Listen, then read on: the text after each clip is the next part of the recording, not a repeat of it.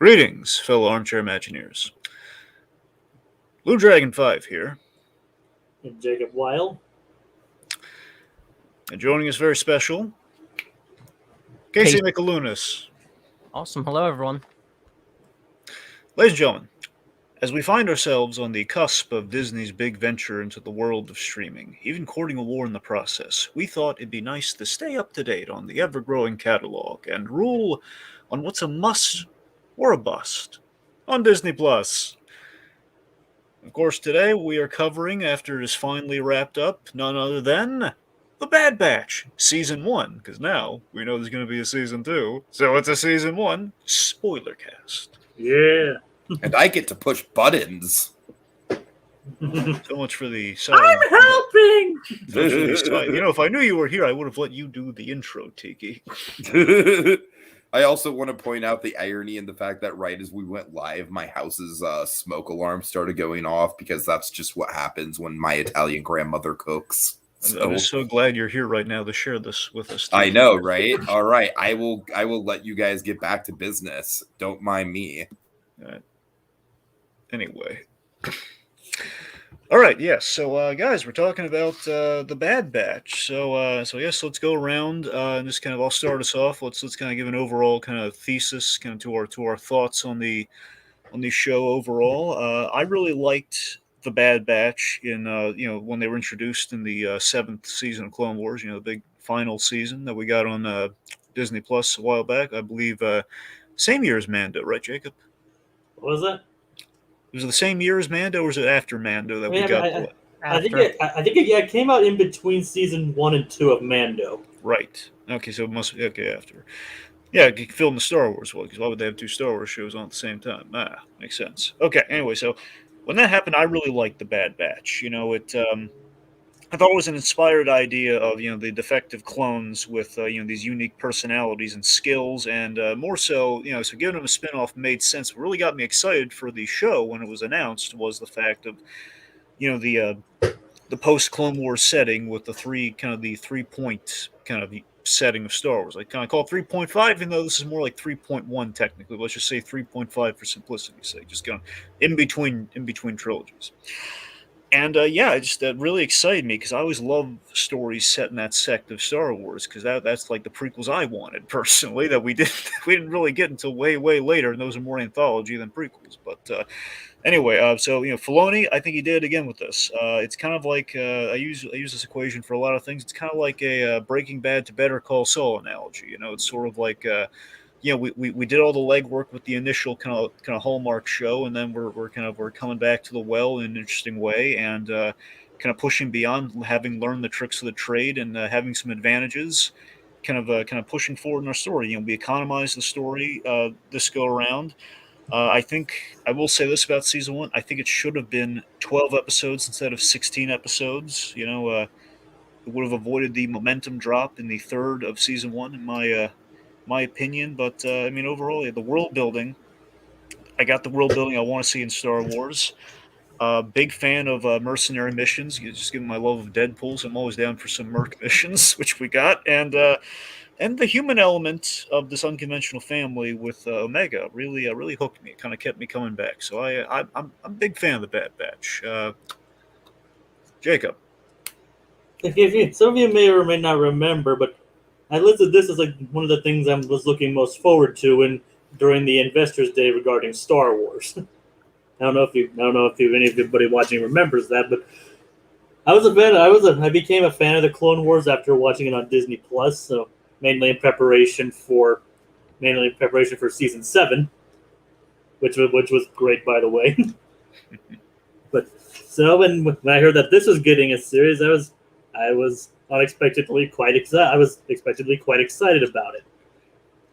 Filoni has proven himself to be quite at home in the Star Wars animated universe, and now even the live action universe as well. So seeing him return to what he did before was a welcome treat, with something that has his own personal stamp on it. And I must say, I agree with the pacing. It kind of did lag a bit in the middle, but overall, I did enjoy this. I wouldn't say it's nearly as sharp or as interesting overall as the Clone Wars, but as the Clone Wars was, not even as the season 7 was. But I mean, it's still a young show. It's trying to find its foothold. I mean, people can still say the same thing about the first few seasons of the first season of Clone Wars. So I think Bad Batch needs to find its footing and carve its own unique niche in the Star Wars universe, and I think it'll be a show that everybody will talk about for years to come. We got a Tom Beast in the comments saying, "Greetings, guys. Bad Batch, equals the A Team of Star Wars." I'm inclined to agree with that, Atomic Beast. Welcome. So, Casey, thoughts? All right, yeah. So I think overall, I very much enjoyed the Bad Batch. I would agree with what you had said earlier. I don't think this show benefited from having 16 episodes, although at the end of the day, if we would have gotten something like 10 episodes or even 12 episodes, I get the feeling we probably would have wanted more. But I think this is an issue that I find most of Disney's exclusive Disney Plus shows exclusively have, is that I don't think Disney has perfected a shorter show format. Generally speaking, I feel like Netflix does a really good job of doing that. Hulu also does a really good job. Coincidentally, Hulu is owned by Disney. But generally speaking, I don't feel like Disney Plus does that very well. I feel like if you added up the episodes that definitely drive the plot more forward, the episodes you get more excited about, the episodes that I very much enjoyed, it probably equated to about 9 of the 16 episodes. So I could possibly make the argument, and I did say on my other podcast, well, the company that I used to work for, I should say now, I said on that podcast that I think 10 episodes would have been perfect. But my issue then would have been if they only did 10 episodes, I feel like they still would have had a bunch of bullcrap filler. I think also with this show, despite me really liking it and some really cool scenes, especially related to the Rebel series, the main issue I think this show has is that it falls into a formula that, generally speaking, does not actually develop these characters very well. And generally speaking, once they got to a certain point in the show, it was there is a problem that's introduced, everyone's resistant to it, but then Omega wants to do it, and she kind of persuades the crew, more specifically Hunter, to do it. And they go in, they mess stuff up. I don't know if I'm allowed to curse on here, and then it's resolved. So those are just kind of a few general notes on this show. Okay. All right, so folks, ordinarily we usually do like an episode by episode thing, but as you can kind of picking up from our theses here, 16 episodes is a bit much, so we're not going to do that this time. What we're going to do is we're going to kind of break it down into kind of certain kind of talking points, and basically when we get to kind of talking about story, I think perhaps it might be a little more like a bullet pointed version of kind of the arcs of those episodes. So we'll kind of cover a lot of that there if you really want it for the completionists out there. But let's focus on kind of really the episode 1 kind of stuff at the top here with Order 66. It's a huge event in Star Wars. That is our big status quo shift, and again the big reason I'm showing up for this puppy. So what do you guys think of it? I thought it was like pretty cool, like how the first episode kind of opened with a throwback to Clone Wars, kind of like to say like cemented as a continuation of sorts. Yeah, and I really like it as a kind of a good way of like, okay, here's how we're not just doing more Clone Wars, but we're still in that universe, and we've passed the buck to a different to a different character that was introduced. So again, it's a really good spin-off idea. In season 7 of Clone Wars did a whole lot of stuff right. Again, this is why I use the Breaking Bad analogy, where it's like you get the Breaking Bad season 5, things just kind of at their best with that show, and like all the dominoes have just kind of hit all the right spots, and kind of bridges into even better stuff going forward. So I think that's we're starting really strong because of how strong Clone Wars season 7 was, and yeah, I mean, I just love just in the prequel space that 3-point era, because again, it's so undefined. I mean, that's what I wanted to see. The Vader origin, then go forward with the building of the Empire, which we get to see here in that rollover of, okay, well, here's some logical things we need to address with this major restructuring, and we don't get swept up in the Politico of it all. We get to see it awesomely from the ground level these characters who are in the thick of this change. I think the most awe-inspiring moment of the pilot, first episode, is the Kanan origin, man. Just the turn there, like, oh boy, look, they're meeting Kanan, but to the people who've seen Rebels, like, oh no, there's young Kanan. Something bad's gonna happen, and it does. It's awesome. Yeah, it's like we know what he lost his mentor during Order 66. Yep, and it's like, oh no, it's Freddie Prinze Jr.'s voice. That can only mean one thing. Yep. Yeah, I mean I think that whole pilot, I think it was like an hour and a half long. Yeah. I mean, it was really good. I very much enjoyed that. Like I said, I think, it really came down to about 9 really good episodes, and that was definitely one of them. Like, they really did a good job of creating, this new show. With that, I there's a part of me that almost thinks maybe this could have worked as a very long movie. But at the end of the day, I mean, I'm still happy to have more Star Wars content. But that beginning scene, as much as I wanted the Bad Batch crew to link up with Kanan, obviously from the storyline of the, I think it's called the Lost Commandos in Rebels, we know that there is no hope for any sort of teaming up between young Kanan and any sort of clone trooper. Yeah, because if we butt him up with the Bad Batch, I mean, there's only that would impede where his story's going, so we can't exactly. Yeah.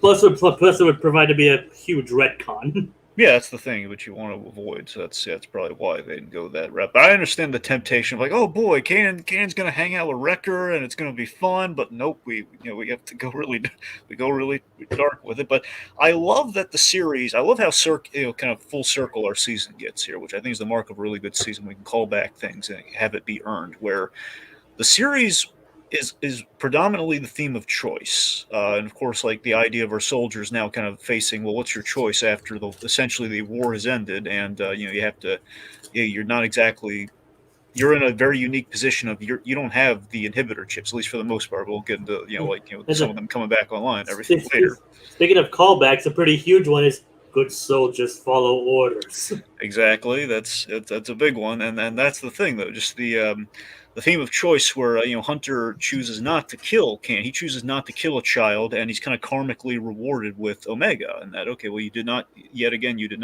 kill a child, so you're going to get a really kind of this child is going to come into your life, and it's really going to help you out in a lot of places, and kind of help you kind of along this midlife kind of clone crisis you're going through. Like, where do I go now? My whole thing is a soldier. I don't know what to do next.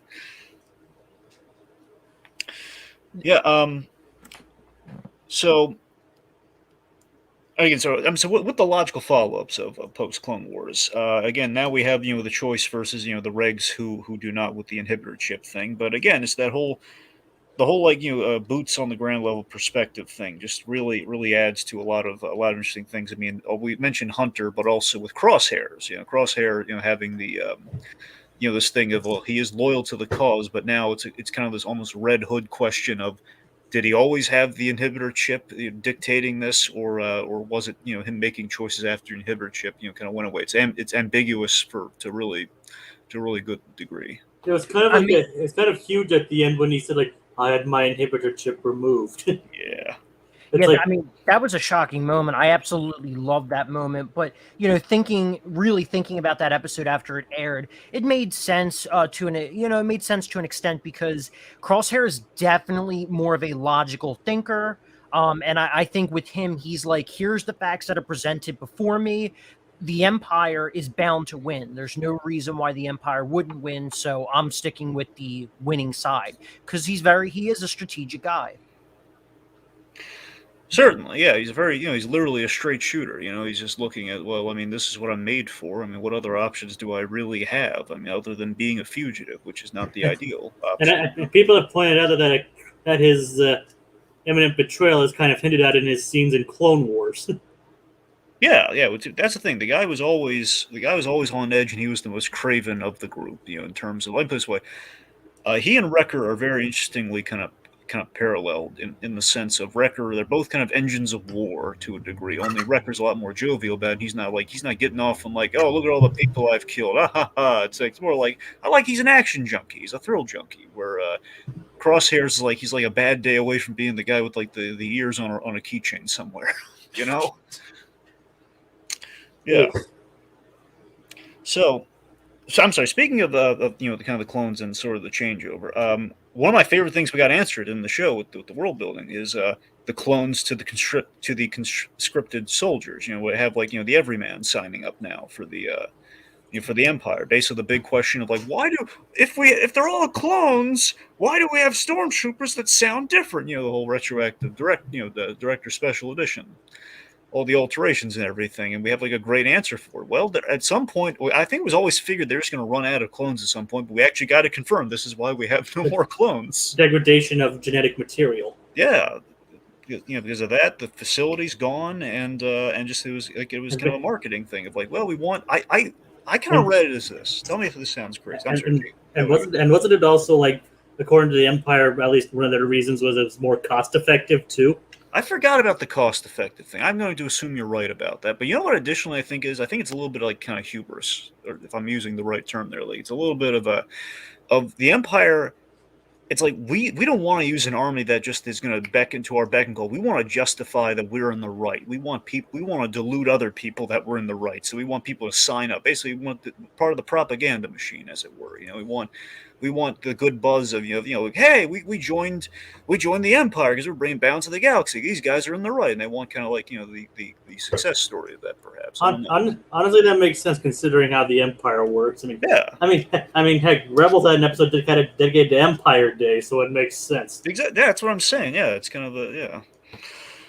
Let's see. Also, here's a thing that we've seen kind of manifest itself in other stuff, like Mando, for example. The forced registration and the bureaucracy of the Empire. With chain codes and the occupying force and everything. The Empire is making themselves all cozy for rebels.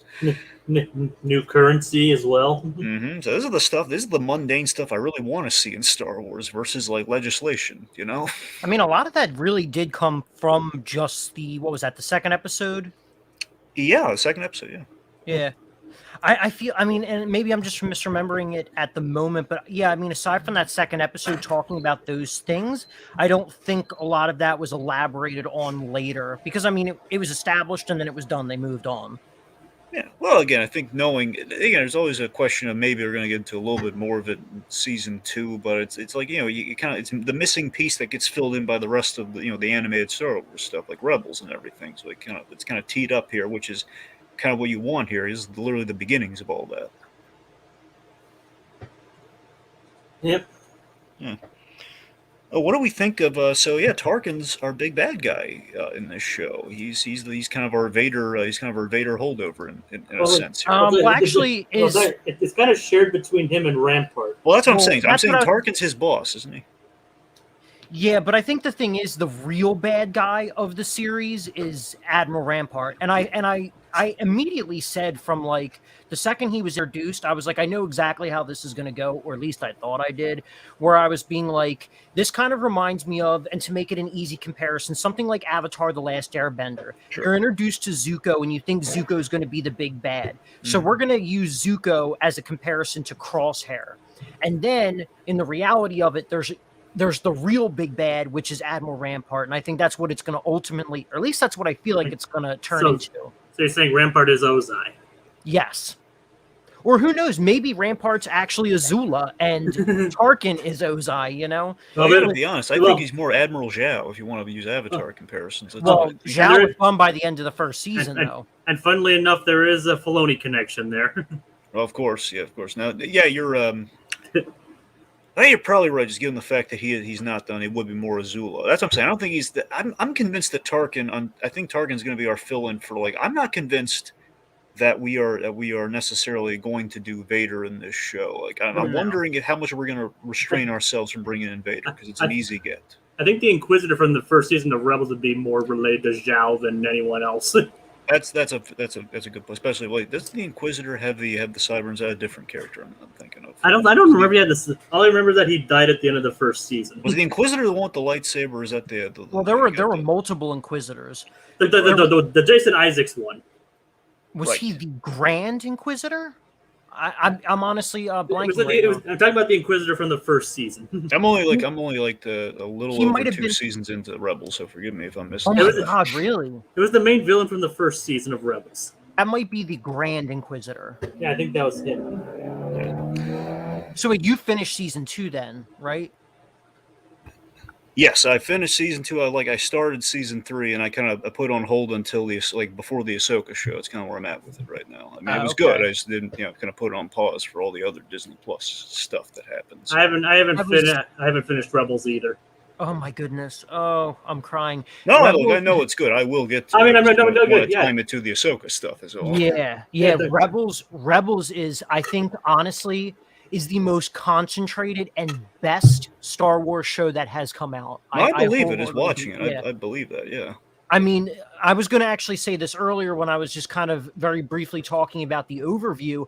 I think, and without getting too far into, because I don't want to jump the gun, I don't know your exact format of how you want to go about our conversation, but the final episodes and the destruction of Camino, I think, is in line for one of the best single episodes of all of Star Wars shows, up there with the ending of season 2 of Rebels.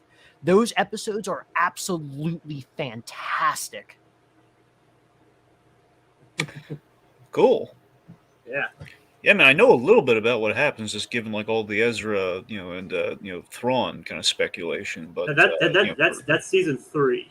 Yeah, Thrawn didn't. Yeah, so end of season 2 is with Ahsoka, Darth Maul, and yeah. Twilight of the It's Yeah, Twilight I've of seen the that. Yeah. Yep. Mm-hmm. All right, back to Bad Batch, Jason. Yeah. we can wax poetic about Rebels another time. Of course. Now we have some comments. I want to read from Atomic Beast here, so before we kind of transition into kind of just talking about the characters here, breaking a lot of those down. Let's see. So Atomic Beast says, "Well, no one expected the clones to settle down following the war. Rex even ponders what happens to him and his brothers." And yeah, it's a really, again, it's the very interesting question to give the clones who were able to resist the the Order 66 of it all.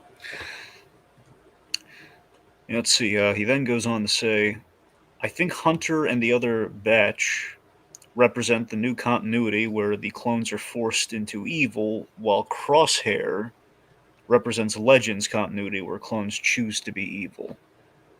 It's interesting. I'm not really versed in the legends of it all, so it's. And he also says, "I expect Mandalorians to kill clones for conquering their planet." Oh, did the clones conquer Mandalore? Well, they didn't really. Well, during the Clone Wars. Oh, right. Sorry, I forget. Yeah, I thought it was like an event, something in between. But yeah, they didn't exactly conquer Mandalore, I don't think, but they didn't exactly help it that much. Because I remember they were there when things went south. I just didn't know if they literally I claimed this land in the name of in the name of this. I don't know they literally they did not help until the Mandalorian case. Yeah. If anything, it was more Darth Maul that did that. Right. Yeah, 100%. Yeah, God, Maul. And Darth Maul's awesome in those animated shows. He's great. Yeah. Sam Witwer, my man, Sam Witwer. Oh, sure. Oh, yeah. That guy's a good actor. I really liked him in the fourth season of Supergirl. He's really good. Anyway. So, yeah, let's talk about our characters. So first off, before we talk about any of the characters, I just want to highlight at the top here. I love that D. Bradley Baker is literally all but one of our main cast. Celebrate how special that is. I love how they just literally credit as D. Bradley Baker as the Bad Batch. I know, I love that. Just love it when that credit comes out. It would be kind of superfluous to credit him as every single. It's just so cool. You rarely ever see that. And he was listed as one of the co-stars in the original series, in the Clone Wars. Is like D. Bradley Baker as Clone War, he has clones or other characters. Right. Here he's just the Bad Batch himself. Yep, he's like OMAC. He's the one-man army corps. That is D. Bradley Baker. You can tell there's they all sound alike because they're meant to, since they're clones, but they have different inflections and everything that makes them each unique. Yep, I don't think you half-weighted with any of those clones in our Bad Batch lineup at all. I think it's great. Okay, let's run down the list. Let's start with Hunter. So, guys, thoughts on Hunter? Space Rambo. His look reminds me of Space Rambo. Oh yeah, 100%. I definitely get that vibe. The slick back hair, the red headband, the knife. Oh yeah. I think it's most likely intentional. Yeah. So Yeah. of course, or at least a Snake Plissken kind of guy. sure. Yeah, I could see that too. So, yeah, very much. Kind of our kind of the leader. He's the tracker. We let him, being the leader, he's making the the big choices for the season. That kind of puts things into put things into action for sure. Again with the big choice theme. Um, Again, I really love that with his character that he's reassessing his role in the galaxy when now they're soldiers without a cause, which again I think is a really unique problem to have, and it's forcing him. What I love most about Hunter, sorry, this is the specifier. What I love most about Hunter is the fact that we force him into the role of kind of father figure, or depending on how you see it, older brother figure, what have you, to Omega. He's loving. A lot of it's like almost like Omega and her 5 older and her 4 big brothers. Yeah, that's the thing. Yeah, it's Yep. I don't know. He is. I think of the bunch though. He's being the leader. He's kind of in that fatherly space though of the bunch. But you're right though. I mean, technically it is all. I didn't mean it as like a bad thing or anything, of course. Yeah. No, I mean, I think she even literally she does refer to them as her brothers. Yeah. I believe. I think it was during the second Ryloth episode. No, you're right. She does. I'm just saying. I know. Like it's technically brother. It's No. Yeah, but I mean, yeah. And also during the finale when she's like when she said to Cross, "They're my brothers, and you're my brother too." Also, technically, she's older than all of them, so it's kind of a weird way this family works out. But still, you know? Yeah. Yeah. And I would make the argument she is more intelligent than them as well. But yeah, with Hunter, I mean, I really thought from the beginning we were gonna get like a Mandalorian type relationship, as we have the Mando with Grogu. Yeah. Yeah. So I thought that's what the relationship we were gonna get. I'm ultimately happy it did not turn out that way. I like that there's like shades of it there, though. Like I don't mind that dynamic if it works, and here I think it works. I mean, but you're right. We do kind of spice it up though as we go on. Oh yeah, 100%. So I would like to see like how that relationship further develops from here on out.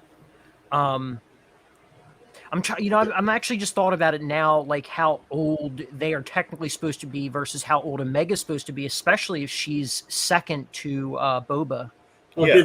Well, remember it was like that the rest of the clones they were like given age enhancements, whereas she most likely All the was clones, but Boba Fett and I guess Omega by proxy, they age like regular kids, and all the rest of them just they age at an accelerated rate. Basically, like within a week, they would be go from kids to teenagers, I guess, and then I guess, probably weeks or a month, then they'd be adult. I don't know. And that also means like probably their emotional maturity as well. Yeah, sure, and they're like very trained to be soldiers from the outset. Maybe like young brass soldiers at first, but it's that's why Omega has more of an innocent, childlike nature to her rather than technically mature-wise older, but physically younger brothers.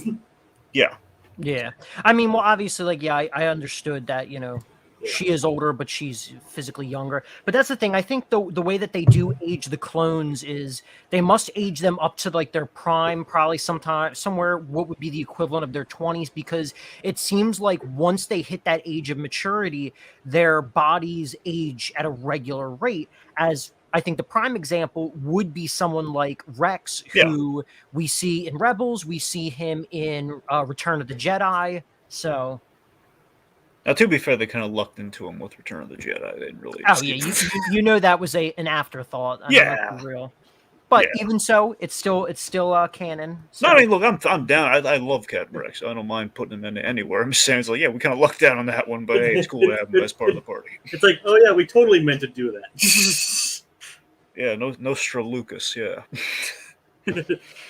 But I've always loved just how protective he is of Omega. They got a really nice bond going on. I like to think of it that Omega is a hunter's true north when he's looking for direction. I mean, the kid really kind of steers him so far at the beginning was really the imperative. Okay, well, I got to handle the kids. That's where we're going. And then beyond that, you just kind of like, I don't know. I think he's learning a lot from her as they go on in that regard. I think that's kind of pointing in the direction of where the Bad Batch are going to end up, kind of in finding their place in the galaxy. So I think she's going to be key to that. Yeah. All right, so let's talk some Wrecker. Man, I think one of the standouts of the Bad Batch for sure. Fun. And D. Baker's personal favorite. Oh, really? That's cool. But I understand. Yeah. And I think Wrecker is his favorite. Yeah, but I think Wrecker's a lot of people's favorite too, because he's the lovable standout. Basically, the way I look at it, even with the brother thing, is that he's the other big kid on the team. He's just the big version of even more of an innocent than Omega to a degree. He's like he's not only is he just like the big kid, he's kind of like de facto the mascot of the defective clone squad because he can't hide it, so he just owns it. He can't hide the fact that he is like. If the other clones really wanted to, I mean, they possibly could blend in with the other clones very easily, I'm sure, but not Wrecker. You need why is this one clone like 8 feet tall? What happened there? Yeah, I do think ultimately, I mean, I don't understand how Wrecker can't be like Wrecker has to be everyone's favorite because I mean, without going into detail on the rest of them because we're going to get to them, the rest of them are kind of bland in comparison to him. He's fun, he's innocent, he's protective. We got a nice little focus on him at one point during the show. I mean, he's great, and I value that protective relationship way more than I would put value on Omega's relationship with Hunter. He's just likable. There's nothing that you can dislike about him. And one, you even feel bad for him when he goes rogue. Yeah, there's a very infectious quality with Wrecker. I mean, for me, the bit that melts my heart with Wrecker that always gets me when I keep thinking back to the show. I think the biggest thing I remember from the show is the Mantel mix gesture, where after every mission that goes well, they grab some, I think it's like space kettle corn or something. I don't know. It's like some sort of like. It looked pretty good though. Yeah, sure. I'm just saying whatever it is, like the Mantel mix, like this. They kind of share this little. They buy some Mantel mix, put it on Sid's tab. They share it. It's adorable. I wonder if they'll start selling that at Galaxy's Edge. They gotta. What's funny though? I forget if they literally called it Mantel mix when they did those promotional things. They put it a lot of the critics and everything, the fancy PR people. They sent them these boxes of like kind of cool merch that from the show and like all the sponsors of the show, and they included a thing that looks pretty much like space kettle corn, which I assume to be Mantel mix. We need to sign up for that kind of stuff. Yeah, but so we can get all the neat press junket stuff. I love swag, but Hey guys, I'm listening. I'm listening in. Is this the popcorn that they sell on Galaxy's Edge, like the same one or not? Well, I mean, it might be, but we need to take is it like red and blue? Actually, yes, I think it is. Well, it might be. It's kind of like more purplish, but I mean, it's kind of hard. Yeah. That popcorn is one of my favorite details of Galaxy's Edge. It's not good popcorn. It's like I had a hard time finishing it, but they actually have like bags of popcorn kind of like strewn throughout the queue of the Millennium Falcon and stuff like that. So that popcorn is kind of like a neat little world building detail that Filoni Star Wars has been using. Just wanted to throw that in there. Right. Okay. So, but I really like that. Omega with the Wrecker Omega thing is that if she very much represents the sibling lost in Crosshair. That's kind of Omega's thing. She's replacing him. Yeah. If Hunter's like the father type, she's definitely the lovable big brother. He's definitely the lovable big brother type. Sure. Exactly. He's also in for our plot. He's very much, in relation to the next guy we should talk about. He's very much the wild card and the layman that would fit into Tech's role in the show as Mr. Exposition. Yeah. So what do we think of Tech? I mean, I'm getting a sense, like Casey, not too high on Tech. I mean, I like Tech, but I think there's been no development. There's been nothing really focused on him. The entire time I was really, really hoping that Omega and Tech would be forced to go on some sort of journey together so they could sort of develop this extra bond. And that didn't happen. And you know what, to an extent, I'm fine with it because there were other, bigger plots they needed to focus on. But there's no substance to Tech that we know of. He's the tech guy. He's the pilot. We had some pretty cool, maneuvers from him during the Ryloth episode. That was actually really cool between him and Wrecker. But other than that, there's nothing on him. We really don't have anything on him. He basically did. Yeah, I mean, I don't mind him and I like him and everything, but he basically exists just to like, if there's a technical problem, he can fix it. Yeah, Tech is what I would call he's a package deal character, isn't it? He has to be paired with someone else, at least at this juncture, where he's very much kind of the Mr. Exposition archetype. He's very much I think the obvious examples would be, especially with his design, a little bit of Egon Spangler meets Donatello from the Ninja Turtles. It's very much kind of our. And And he has at least trusted Omega with the ship in certain aspects. So Here's the thing that's kind of implied to me. Then, by all means, I would love to flesh out a little bit more with him in season 2. Which I think, given that we are going to get a season 2, it is entirely possible we'll do more stuff with him there. At least hopefully.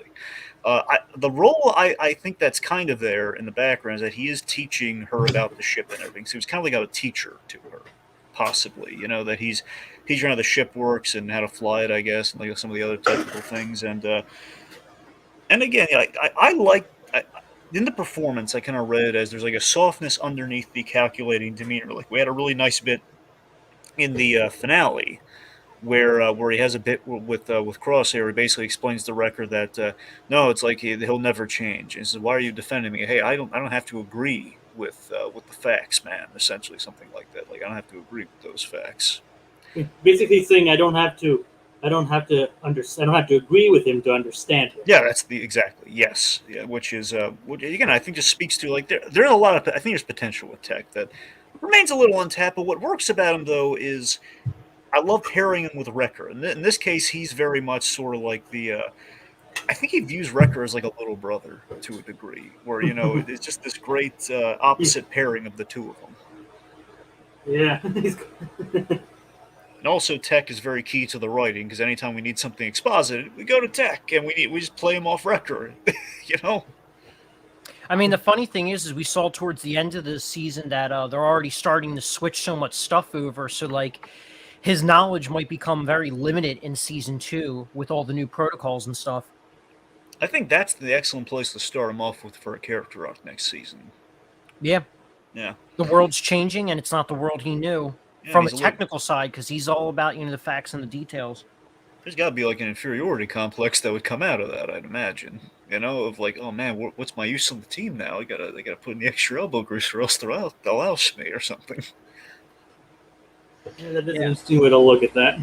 And I mean, obviously, with that too, then you just have the fact that he's a really gifted pilot. But I don't know. It's funny, Tech. Given all of his enhanced qualities that he has and his knowledge of all things technical, you also do still have Omega and Echo who have those sides to them as well. Yes. So that's also really interesting. So speaking, yeah. Echo being the other newest member of the Bad Batch. Yeah, so Echo is an interesting case because I feel he did get some good moments this season, but on the whole, I think Echo suffered most from the kind of just being along for the ride this season of our team. I feel bad because Echo is a great character. Okay, Echo is really well set up in Clone Wars. He had an arc, and obviously, as we all know, in that last season of Clone Wars. If I recall, the Bad Batch rescued him on their big mission. It was one of the big missions they had, right? Yep. That was literally the first 4 episodes. Yeah. That was the Bad Batch arc. Exactly, and that brought him into the fold, which is really nice. So, Echo has a really great story, and again, he's also. I like that we have a classic holdover because we can't have Rex in every episode. We have Echo as the classic holdover from Clone Wars, which is nice. And again, he's also if Wrecker's the mascot of the Bad Batch, Echo is kind of the symbol of what good the Bad Batch can do and help kind of a clone find his place, which is kind of what the show's about: clones finding their place in a new setting. I mean, I kind of wish they would have explored a bit more of like those augmentations that he had. Yeah, he has like a data spike arm or something like WAR 2 has, when he hacks into the stuff. And I mean, it came into use. I mean, all that kind of stuff came into use once when he was disguised as a droid. I know that was the best thing we did with that. Was awesome. This is a hilarious side. I love that episode so much. It's like I will not do it. I'm at least worth 3,000 credits. Cornered's a great episode for this first season. I'm at least worth 4,000 credits. Yeah, I mean, I think that was probably my favorite part with Echo 2. I think one of the biggest disappointments with Echo this season, which actually, before I really get into that, as you did say, Echo, we've already have a rich history of Echo in Clone Wars. So, I mean, how much more can you really develop him? But I think the biggest letdown this season is the episode when the Separatist capital, Raxus, when they were, doing the assault on there. That was the perfect time for Echo to have his own story because he, more than anyone, has such a massive distrust of Separatists and droids. And I feel like that episode was a massive letdown on what could have been a very big Echo-centric episode. And it was more focused on like the rest of the batch and everything. Yeah. Which, that was also, the Raxus episode was one of the few episodes that the Bad Batch actually felt like they were at full power, because what we saw at the end of Clone Wars and the very beginning of the Bad Batch was that these guys were literally a 5-person army. They could go in and they could destroy massive groupings of people. And I think for the first few episodes, we didn't really get that with them. They actually were kind of being thwarted by very generally unpowerful forces. But then the Raxus episode and the Ryloth episode was a really nice time to actually see them, you know, at their full power. You got a feeling Casey and I are going to disagree on certain parts when we get to them. We'll get there. We'll get there. But no, it should be fun. Anyway, and I'll be here in the middle. All right, stuck in the middle. Okay. Clowns to the left of me, Jokers to the right. All right. So yeah, something with Echo, sort of like I think there was a missed opportunity as well, where I think the last kind of moment we had in kind of the third of the season was, you know, when we were saving Gregor as one of Rex's clone buddies in Rebels, if I recall. So yep. So the fact that, again, like I like the idea, and this is like the last time we kind of, it basically was like a huge space of like non-Echo stuff, and hey, a little blip of Echo after the stuff, where he's or he's like, you know, you guys basically, you found me, we gotta stick it out to find this guy, pretty much, like, you know, like people giving up. We don't give up on clones when we try to rescue them, essentially, which is, you know, basically made it a personal mission for him, which I liked. I also like how Echo is key in kind of uncovering the whole inhibitor chip thing at the top of the season, where he gets hit during the big food fight at the top of the season. Then we kind of go to the med bay, and that's where we kind of uncover, like, guys, there are these inhibitor chips and everything. At least I think we uncovered it there. We uncovered that basically clones' days are numbered in that scene somewhat. So like Echo really serves his purpose. I just think he got most of the Echo stuff in that first kind of third of the season. Then he just really kind of petered out over time, which is kind of sad. But you know, it's kind of a shame he's just relegated to being an extra body on the team, which I really hope season 2 will adjust and, like, you know, give Echo some stuff to do. He's a good guy. We like him. It'd be cool if they like had more cyborgs in the overall series, overall Star Wars. Really, they don't explore the theme of cyborgs a lot. So having he's kind of he is basically a borderline cyborg, so it'd be interesting for that to happen. Yes, I mean, as per Atomic Beast's comment about the Grievous parallels, yeah. I mean, obviously Grievous is a big one, but Sure. All right, let's see. So we talked a little bit about Omega, but let's dive just a skosh deeper. Where, I mean, I would equate her as, I mean, she starts as. Should we talk about Crosshair? Well, I was figuring we get to him after Omega, but you know. Okay. I know he starts off, but then he becomes kind of the antagonist, the Zuko. Mm-hmm. Yeah, so Omega, you know, very much kind of like a more vocal kind of Grogu to a degree. At least she starts off that way, and then becomes the heart of the team. And again, what I really like is that we kind of have this Full House meets Star Wars vibe, but legitimized. You know, we legitimize that ridiculous pitch in the show, which is how she's bonding with the members of the team and how they're really kind of having her best interest at heart, and she just becomes like a very very valuable member. Everyone's little sister. Yeah. Somewhat, given the whole weird age reversal thing, but yeah. Well, if you know what I'm. Oh, I know what you mean. It's just kind of a silly thing when you people look at that. Like Baby Yoda was 50 years old, man. So ages work weirdly. It's like basically physical maturity versus mental maturity. Yeah. Physically, Grogu is probably older than Mando, but definitely not maturity-wise. Yeah. Yeah, so essentially, like, might this sound right, guys? Like, essentially, Boba Fett's heroic sister. It's pretty much Omega, right? He is codenamed Alpha. Yep. So I wonder, since he took the name Boba, I wonder if she'll get an actual name down the line. It'd be really dumb if we called her Baba. Well, Boba comes from probably Django. Yeah. Yeah. So I mean yeah. But I did like the whole Alpha and Omega sort of, you know, beginning and end comment. Like how she's like more pure than the rest of the clones. Kind of similar to to Boba. Yeah, like her big, I think what kind of separates her from Boba Fett, and I'm kind of like interpreting here, would be that she sees the good in people, and where Boba Fett would probably be really good at seeing the bad in people that he can, kind of manipulate or track down as a bounty hunter. You kind of Remember, like that's kind of in there as a character trait for her. Basically, if everyone has a mutation or something that kind of makes them special, I mean, that would. I know she doesn't necessarily. She's not necessarily defective, but she's different than the rest of the clones, and that would kind of be her special ability. and we will be seeing more Boba Fett later this year. Oh yes, yes we are. I like that again. I like that she's optimistic, but she's no dummy. I think that's really important. Like she's not like the goofy kid getting them in trouble or anything. Like, she is, she's no young Anakin Skywalker in Phantom Menace. Well, she's the moral compass of the show, pretty much. Exactly. Yeah. Right. I mean, that is the thing. I mean, I think, with Boba, for instance, I mean, he's definitely the product of his father, and his father is more rough and tough and probably more cynical. I mean, we didn't get too much on Django in general, and then obviously he has to flee with the bounty hunters, and then with Omega, I mean, she was raised her whole life by the Kaminoans.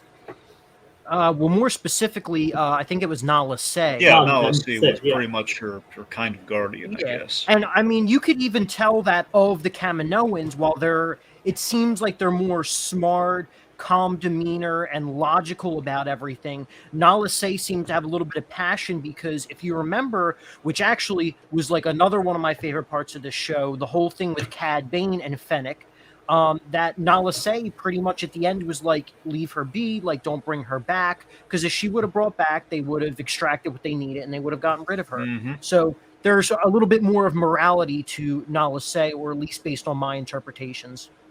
It's a shame that she got caught in the crossfire. Yeah. I mean, I really felt for this kid when she was realizing, she was basically a genetic asset, and that's kind of why everyone was hunting her. I felt so bad. Atomic Beast points out that she's responsible for killing Fives, though. Although, Yeah. to be fair, I mean, Fives would have blown up the whole operation of what was going on at the time. I feel so bad for Fives. But I think also Omega was like a daughter to her. Yeah, that whole Five storyline was absolutely great. It was like another one of my favorites of the Clone Wars. But yeah, I mean, she was a daughter to her pretty much. Also, I believe Honeybee, Elizabeth May, is in the comments briefly dropping by, a little cameos. Want to shout that out? Continue. She's like, sorry, I'm late. I'm going anyways, though. See ya. Yeah. Anyway. So, perhaps we should move on to Crosshairs. Crosshair, sorry. I don't know why I keep adding the S on there, but yeah, Crosshair. I like Crosshair. I think he's very interesting. I think he is definitely a character which we did not see enough of in this season. I really think he should have had the B storyline in almost every episode should have been about him. Well, I really did like that we gave him so we had an episode, I think it was the third episode. It was Replacements. I really like how that episode works. Where, okay, it's a very, very standard by we need to replace a part and the kid's going to help. But the really compelling replacement, of course, she is being Crosshair's replacement. Crosshair himself is the really compelling story of the episode, as he is, he's training the clones' replacements.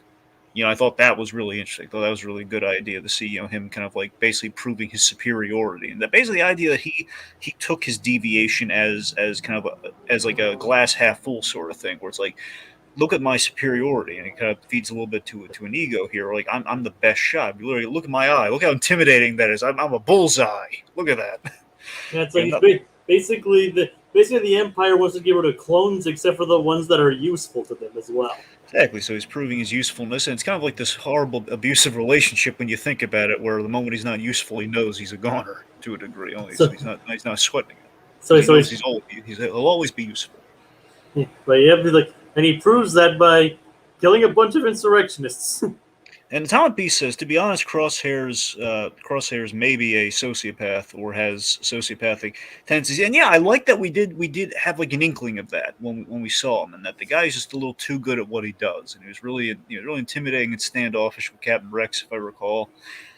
is the fact that he's not the sociable of the bunch. He's not taken in stride. But again, I love that we have those layers though, where he did view him as family, as like a unit. He did feel betrayed when they left him. Even for if he is Omega. even if he is a bit hypocritical about the whole thing. Yeah, Well, so I like that. Yeah, No, I was just going to say, I mean, I guess I could see the perception of that, having sociopathic tendencies.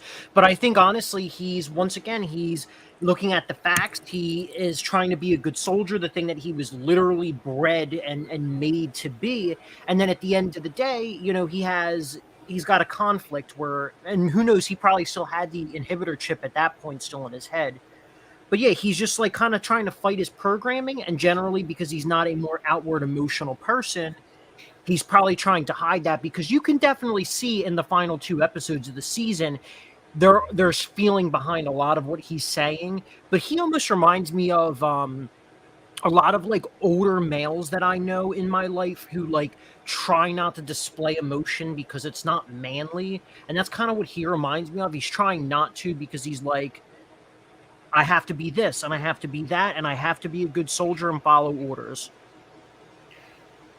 yeah. I mean, the interesting thing about Crosshair is that he's stern, but he's not wrong. With the whole following orders as soldiers are directed. And I think the unique complication, is that you have this straight shooter who's all about following orders, and the problem is that the Empire has just they've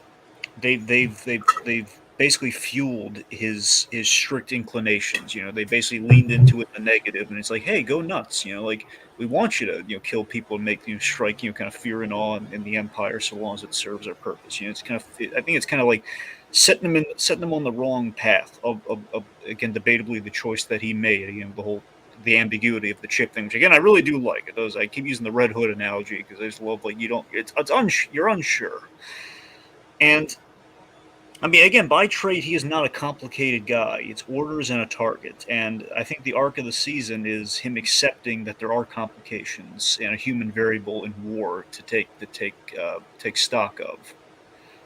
And I really like that when you look at it, he has a great parallel with Hunter's story of he's the opposite of he has a parallel arc with Hunter in terms of finding your place in the status quo shift, and he's the opposite of Omega, who replaces him, who's all sunny and trusting people, where he is seemingly the opposite of that. But again, there are wonderful shades of gray. I'm not just talking about his hairstyle that keeps changing during the season. There are shades of gray. Leonard Zuko parallel there for you. And also, he has kind of a scar on his face. Zuko is the perfect parallel. Filoni was right. Yeah, he's got a big freaking scar on the side of his head / back of his head. Yeah, even more scars. Zuko's is more of a burn. Right. Well, I mean, he's got like a scar, and he's got like the little crosshair. Kind of. I don't think it's a tat. I think it's like, I don't know. It looks like a scar, but I think technically it's a tattoo. I don't know how that works, but it looks cool. Yeah. It might be skin grafting for all we know. Sure. Well, yeah. All right. So I think we've hit the. It's sci-fi. Who cares? Sure. Yeah. So I think we've hit our main cast. I think we'll work into the story. So let's talk overall kind of our story here. Just kind of free flow, just kind of any of the arcs that really kind of grabbed you guys. Anything you want to talk about from the events of the season, perhaps. Like, again, I'm of the opinion that the first 10 episodes had great momentum. And then the finale. Basically, what I like, the 12 episodes I was referring to at the top are the first 10, very straightforward. Then your finale, which is really in 2 parts. That to me is the show. That's the compelling part of the show.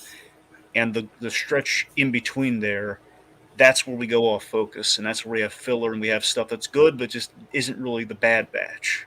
That kind of bothers me. Wait, are you referring to the filler in the last 6?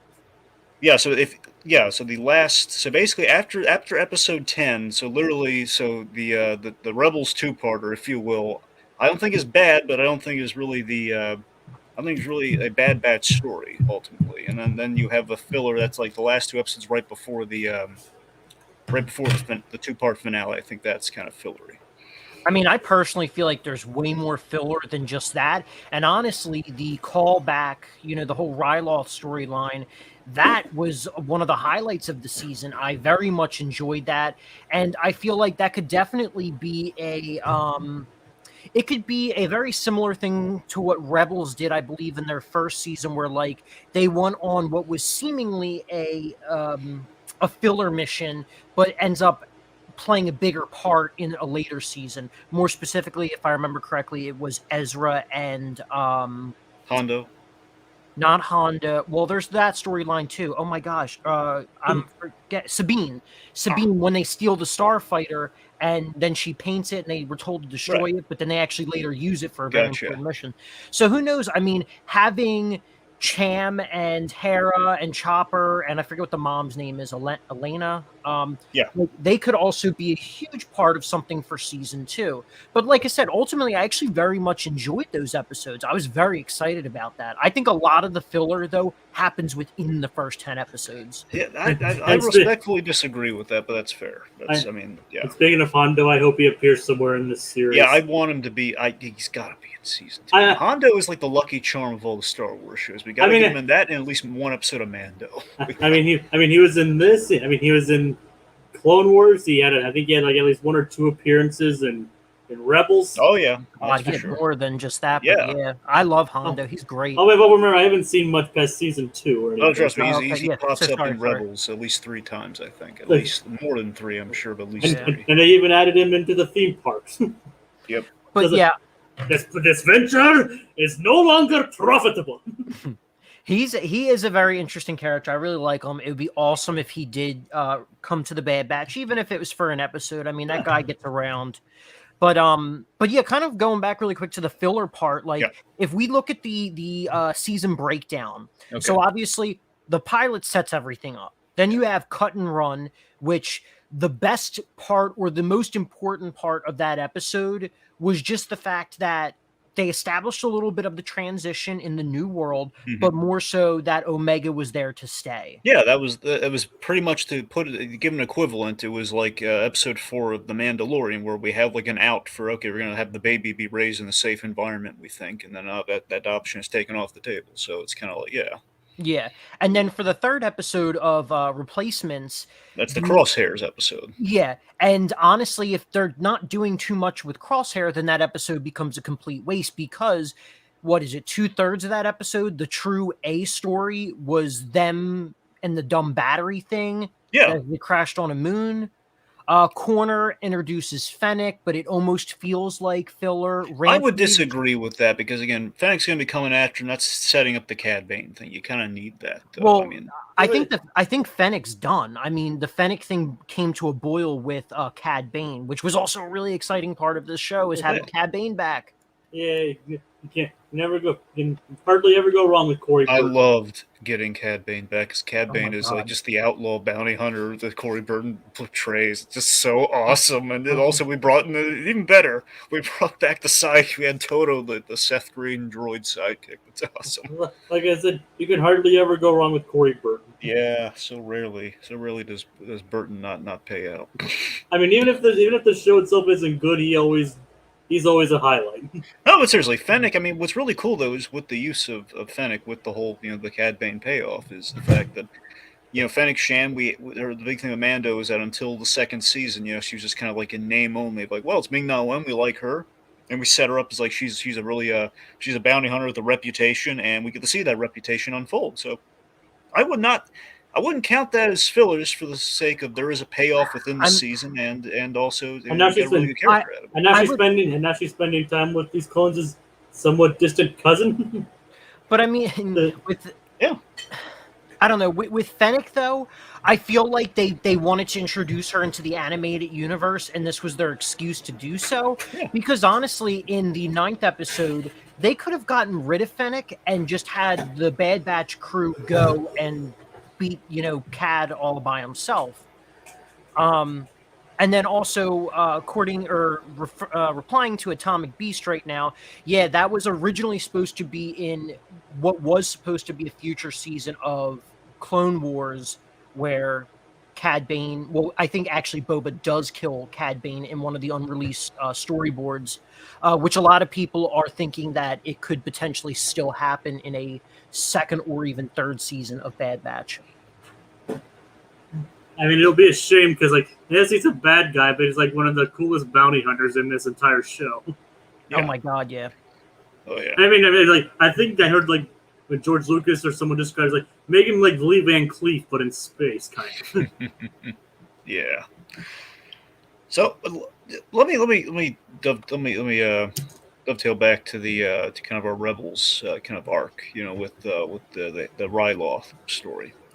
So here's the thing, not a bad episode, but I think the specific flaw I have with it, in terms of just the flow of the season, the reason why, honestly, that's when it just kind of it really kind of jumps out at me, is that it's the fact that the Bad Batch is not our eyes into the story. It's the fact that we start off with something that are not the characters, that are not the namesake characters of the show. I'm not saying that can never work, but it's just, I don't know. In this case, it just felt really off, and like they didn't really serve a role until the second episode of like the second part, and the fact that we dragged it out to two parts versus one part kind of bothers me. I mean, that's why it specifically bugs me. But again, not the characters are fine. That story, that I love the whole thing where Cham is he has a moment where he could have killed Ta, like what is it, Orn Free Ta, that guy. Yeah, You- Senator Ta. Yeah, you mean the big fat one? Yeah, the Yeah. one I believe is Palpatine's buddy. That one. Yeah, that guy. Yeah, it's just the fact that he the kind of our corrupt politician. He could have shot him and he didn't, and we ended up doing like a frame job. Like that's not bad. Like that's that was, we had good moments there, and that for me, like that's a story that just didn't feel like necessary to. They kind of interrupted the flow of like where I think everything kind of before that with the first 10 episodes, to me at least. You got something new and something that kind of fed into the arcs of our Bad Batch members and the world building each episode, and then it was like, okay, well, here's kind of a little setup for Rebels, which, I mean, we have the Rebels show. I mean, it's cool, but and the fact that, oh look, crossover, Omega, Hera, they're buddies, and there's Chopper. We love Chopper. He's that delightful little droid. Look at him go. Filoni back into voicing again. Yep. Which again, nothing against that. But then we have like filler episodes to me, like the Roland Durant.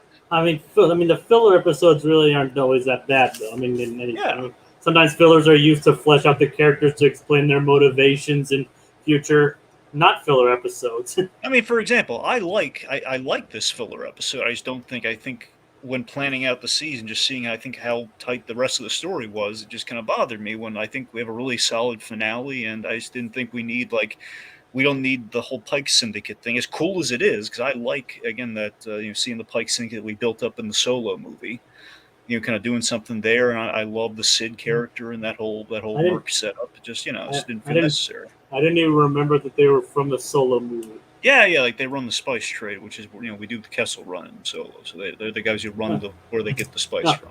That makes sense, but yeah. I mean, who knows? I mean, we make as Casey pointed out earlier, some of these things we might see as filler now, but as with Clone Wars and Rebels, they might become important later on.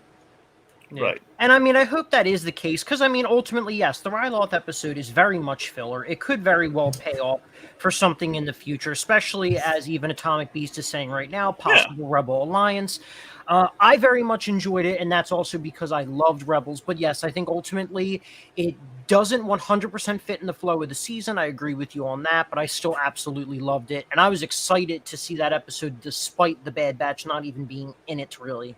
Right. So something I want to talk about my favorite setting, my favorite set piece in the show, which is Old Mantell. I love Sid. I love the Old Mantell thing. I think that's great. I like that Sid is very Hondo-esque, which is kind of posited here that maybe Hondo will be the Bad Batch's new boss. I mean, that'd be kind of cool if down the line, if we kind of drift away from Sid, but then we get Hondo for a spell for at least. I'll sign off on that because I love those. I love that kind of archetype of a character, and Sid very much. The dispatch character, like the person who dispatches with the Merc missions, which in this case, plus the people point out, it's kind of nice to see Rhea Perlman in a recurring role once again. Rhea Perlman was great in this. Oh, man. And she's in charge. And she's in charge of a bar once again. Yeah. So yeah. Yeah, I was very skeptical when that was first introduced, the whole Ord Mantell thing with Sid. But I really liked her character, and I mean, obviously we all agree that it's their base of operations, as she gives them missions and stuff like that. I just wonder if this is going to play into some sort of repetitive format that the show might get caught up in. I mean, if you're asking me, ask me about you're talking about how it came across as has stretched on too long. I think this is I think them repeatedly going on these missions for Sid. I mean, I like Sid and everything, but I think that's part of the reason why it probably dragged on so long. Well, here's where I'm at. Well, in terms of the long term concern, Casey, I would say it's again. I think it really depends on where Hunter's arc's going and the whole like just him as basically him by proxy of the whole team in general. With them figuring out what their next move is, or are they going to basically are they going to be like an A team in space as like their new shtick, or is there like something more they're gonna go to? I don't see them really going anywhere but the A team route. Which I mean, we don't necessarily need a someone like getting depends if they're going to get payment for these jobs or not, because in that case they would have to be like an A team that's going to be compensated. Otherwise there's going to be like kind of people helping out in the galaxy when they just kind of roll through town. I guess just that's probably going to be the thing, which would get away from that format a little bit, but it's kind of the same thing. Okay, and they kind of do hint at they're kind of strapped for money a lot of the time. So that's the thing. So I'm thinking it's probably going to be kind of the A team thing. So I mean I don't know, I guess, but that doesn't necessarily bother me. I think we're going to put like a different kind of input. I think we're going to give like a different title to it or something as we go forward. But as it stands, I mean, I like Omega's growth through the adventures. I think that's the big takeaway from those kind of side quests, if you will. The Mod Squad. God, so of course, Muchi the Rancor. I love that. I love the idea that if I'm pretty sure that is the same Rancor that is in Jabba's. That is not right. Oh, really? It's not. No, that's what I thought too originally, and then like that day before I got on my podcast, I had to search up the name. They have two different names. I'm gonna search it up again real quick. But yeah, I thought the same thing too, and I thought that was such a cool like callback. But no, it isn't. The funny thing is that I read that they retconned it to saying that it actually is the same Rancor from Return of the Jedi. Did we? So I guess one of those toy things they probably like supplementary material or something where they named the Rancor at some point. I never would have thought they would have named the Rancor. Oh my god, what the hell didn't George Lucas name everything in the Star Wars universe? Plus, remember, the really confusing thing is what the toys had they had the placeholder names, like Walrus Man instead of Ponda Baba. Yeah. Stuff like that. We're stuck with Dr. Evans on whatever doctorate he has. I have no idea what he's a doctor in. Oh, you're talking about from the cantina in the first episode? Yeah. I forgot about that. Oh my god. Yeah, he's a doctor, so I don't know how that. What's his name? Dr. Evanson. Evanson. And yeah, nobody knows what he's a doctor. Nope. Maybe just one of those guys who purchased a fake doctorate for like 5 credits or something. Well, regardless, the fact we have Bib Fortuna, who of course now has been very famously integrated into the Boba Fett show, it's going to happen. At least starting it off. Anyway. But yeah, I'm saying in general, like the fact that we did kind of like something kind of tied into the Rancor, and again, I'm saying is like Omega's having kind of a nice role in the evolution of things. It's always funny. It's kind of funny how they like led to believe that the what's her name, Mauchi or Michi, what's it? Muchi. And Muchi, how they like led to believe that it's the little Twilight girl. Oh yeah. And then it turns out to be the Rancor is Muchi. It feels a lot like an Avatar pool with the whole Flopsy. You remember? Yep. I mean, that was the Filoni era. I don't think he wrote that episode, but I'm just saying he might have been in the room. I don't think he wrote any of the episodes. I think he was just a director. Oh yeah, you're right. You're right. The direct, yeah. But I mean, it's still there. I mean, you can see some of the influences from that in the Clone Wars and Bad Batch, etc., etc. Pretty sure Filoni directed like one of the finales. He directed like the first and last episode and a couple in between. Oh, there you go. Also, the Rancor from Jabba's palace was Patissa. Huh. Just rolls off the tongue. Supposedly, it's Huttese for the word friend. Okay. Huh. Well, I remember it's because of that. It's because of that really hilarious, the darkly hilarious bit where you have I guess not hilarious. I'm saying retrospect, it's kind of hilarious. The guard who was just so bereft of like my giant man-eating, monster that I managed is now dead because someone didn't want to be eaten. Well, but yeah, that whole episode. I mean, I thought that was kind of like entertaining, but that I feel like was yet again another like filler episode, kind of. Well, I think we gave Omega her weapon in that episode. I think. We did get. That's where she got the weapon, which ultimately I think is part of her as the almost literal replacement for Crosshair. Yeah. Because obviously, wielding that thing, is you need to be accurate. Is ultimately what I'm trying to say. Yeah, it's an energy bow. Yeah. But And also we at got- the same time, she is the jack of all trades. She literally has like all of their abilities. and we also got Wrecker fighting the Rancor. Yep. Yeah. Wrestling with the Rancor. Yeah, by the way, I love the gag. I love the communicator gag so much. When they're finding Sid and everything, it's just, I found her. Like it's not it's not a toy, the communicator thing, And they're like, she's smarter. Yes, she's smarter than you. Yep, very quick on the uptake. Also, one of the great things about Omega too, I love that she's great at one of the episodes we left her home, and basically she's she's really great at the holo chess, the Jarek, holographic Star Wars chess game. She strategy. I think she's really good at strategy. And I think that was a really good note to hit. Oh It's yeah, like- 100%. And She clears their debt. She was very useful. Yeah, it's like all their popcorn debt. Yep, their all the Mantel mixed debt. So much space kettle corn, so little. But yeah, that was also the Raxus episode, which, like I said, I mean, I really liked that. I like that storyline, but I just still think they dropped the ball on Echo. The droid comedy was kind of fun, though. Oh my god, I was dying. That was so freaking hysterical. I'm getting the hang of this now.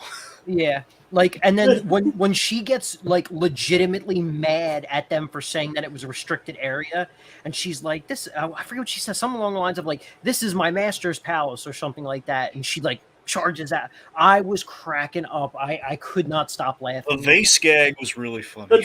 and like how she's like, this is a prized vase. He got this from someone. And then at the end of it, Bree's like, I never liked that vase. Yeah. Senator Singh, I believe his name was. Yeah.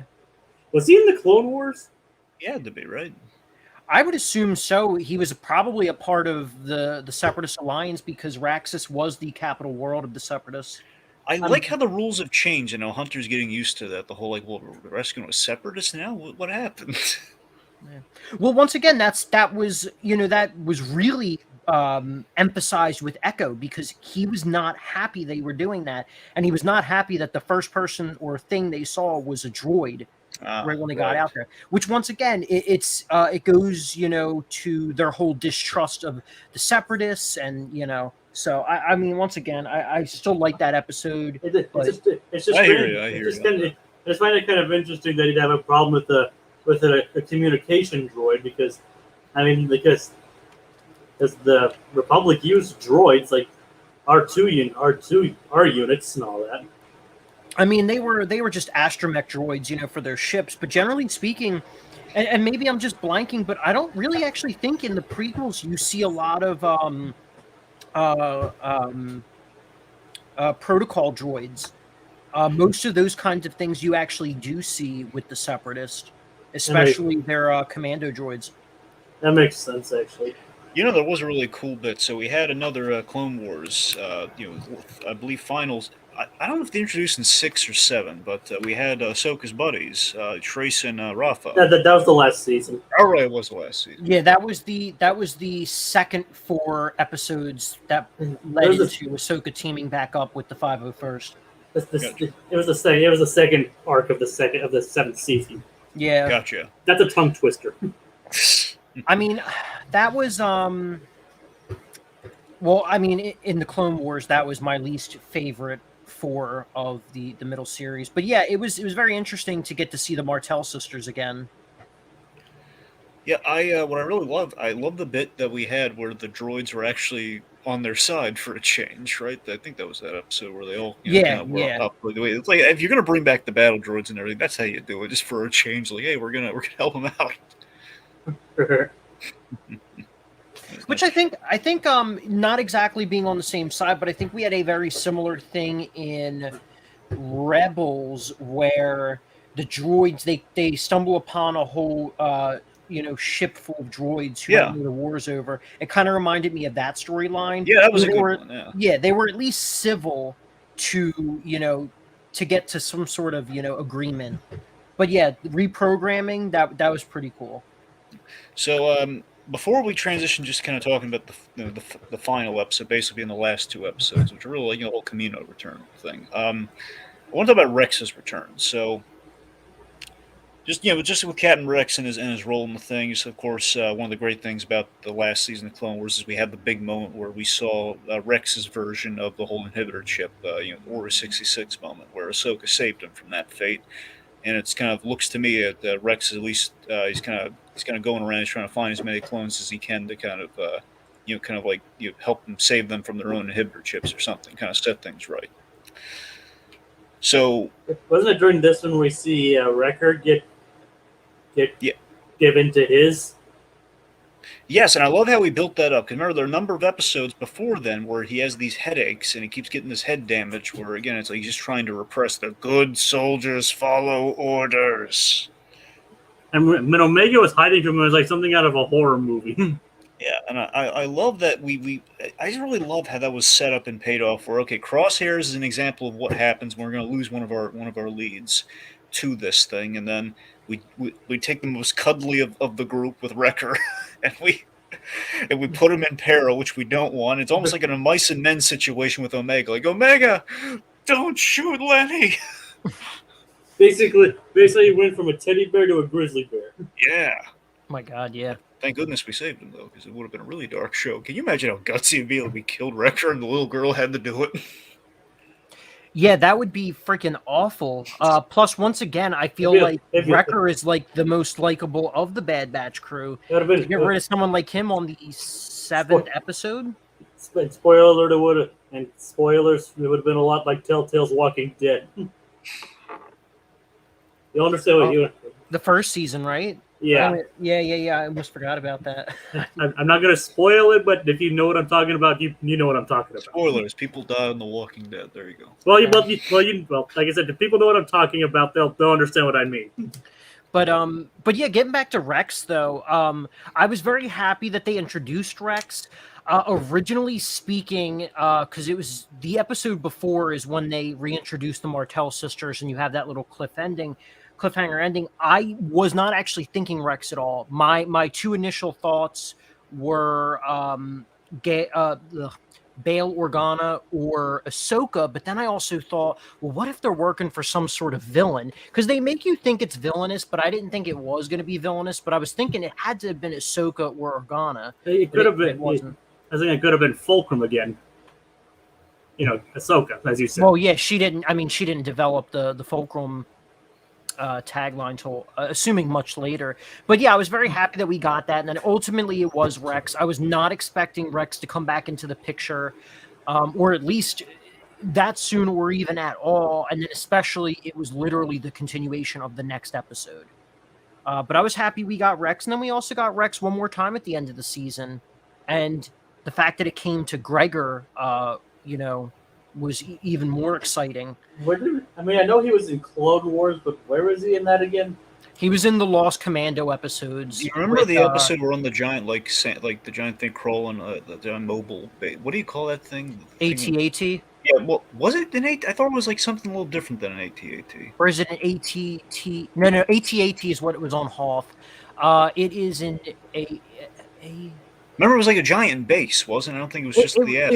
It was the ships that they had used in the Clone Wars. Yeah, that's what I'm saying. It's like one of those. Yeah, it's something. It's an ATTE maybe. Right. Well, at this point, we're just throwing letters at people, but it's the giant kind of mobile base with the legs. That makes sense, I guess. Yeah. So I mean, yeah, they introduced Wolf, Gregor, and Rex into the Rebels show in that episode. Is his name Wolf? It wouldn't. Considering Dave Filoni. I know, that's why I'm asking. I just want to did Filoni name another character Wolf? I think so. Because he loves Wolf. That's cool. I just wanted to clarify that. Go on. Like I said, he likes wolves. That's why his call signal in Mando is Trapper Wolf. Yep. Leave it to Filoni. Let's see. It is an ATTE, so yeah, it was the second one. It's Wolf, Gregor, and Rex. WOLFFE. Right. But yeah, so yeah, I mean, he was introduced in that episode, and I mean, I kid you not, I knew that it had to have been someone that we knew, and I actually was coming off somewhat recently of rewatching that arc on Rebels, and the second they got to the cell, or they were about to get to the cell, I was like, I bet you it's going to be Gregor, because I don't think Wolf had any sort of prior storyline in Clone Wars, whereas Gregor did. So he had a connection of he's been in all three of the series. Same thing with Rex. Nice. Okay. All right, so I want to transition to the just basically our big finale, basically the two-part Camino, kind of Camino thing. I really liked it. I think it mirrored the first, the elongated first episode really well. I think it brought the season really good closure. Turned to Camino and Camino lost. Yeah. Yeah, I mean those episodes. I said it, right at the beginning. They were great. I think they are among one of like the better episodes of all the Star Wars series, and especially by the end of the first part, seeing the destruction of Topeka was a crazy moment. Very similar to how I felt when I was a kid playing Knights of the Old Republic and watching terrorists get blown up. Like, that was an intense moment. I absolutely loved those episodes. Just the fact that we had Tarkin say the big line, and it has had a great cause and effect, like fire when ready, and then oh boy, when he says that, he means business, and my goodness, oh, we destroyed Camino, my god. It's like literally the end of an era there. Yeah, I mean, I love that final shot with Camino too, where it's basically honestly the big message of the show as well. Like, I know it's it's about the choices and family being the operative themes, but again, one of the big story points is you can't go home again. Is in like we're moving forward, not backwards in our stories. That we can only move forward, which means the cloning facility, everything where it all started, both in the season and just in general for our clones, it's gone. And the only person left who has any knowledge of all that is now in the hands of the Empire. Yep. Basically, you're pretty much the last, not only the bad batch, kind of the last batch. Yeah,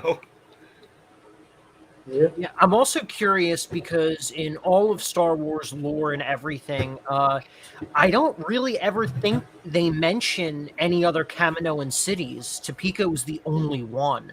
And it seems like they also probably wiped out all the Kaminoans with maybe the exception of a handful of people. I mean, it definitely wiped out the Prime Minister. Prime Minister, that the Bob Bergen one. Yep. That's that was Lama Su, I think. Yep. But with Lama Su, that's what I thought too. I assumed they killed Lama Su, but then a number of people online after that episode were saying officially, I don't know where they're getting this officially at, Lama Su was actually taken prisoner. Well, did we see a blast? Because I assume there was a blast. No sounds, no visuals. The scientist was basically walked away from him, and it cuts away. We don't see him again. Mm-hmm. Basically they said he was trying to plead to them, not to disable the facility, but it's like her we have use for. We don't have any use for you.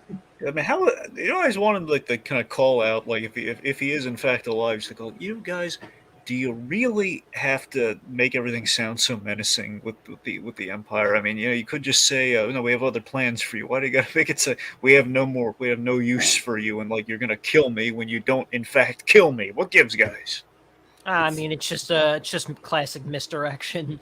But yeah, I think it would be better if it was the fact that they just killed Lama Su, but I don't know, maybe he can come back, or she. I don't really know what Lama Su is technically, but in a bigger way in a future season where they team up, or he teams up with the Bad Batch. So something I really love in our finale for the story is the fact of, Hunter promised she'd never have to return to Camino, and it's the fact that she's confronting her demons to save Hunter, and she's a very key asset to the mission because she knows Camino inside and out, having been what's her name again, Nala Sen? Nala Se. Nalase, thank you. Nalase, being Nalase is kind of second in command practically. He's kind of being like the student to her practically. So she knows the ins and outs with her droid buddy Az. Yeah, I'm glad AZ survived. that's really good too. Az was nice. You always need a quirky droid sidekick. In one way, I was happy, but in another way, I was like, "Oh, this is kind of a cool way for AZ to go." But now we might have to deal with a possibly annoying droid for season 2.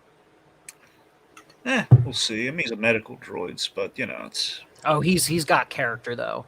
he does.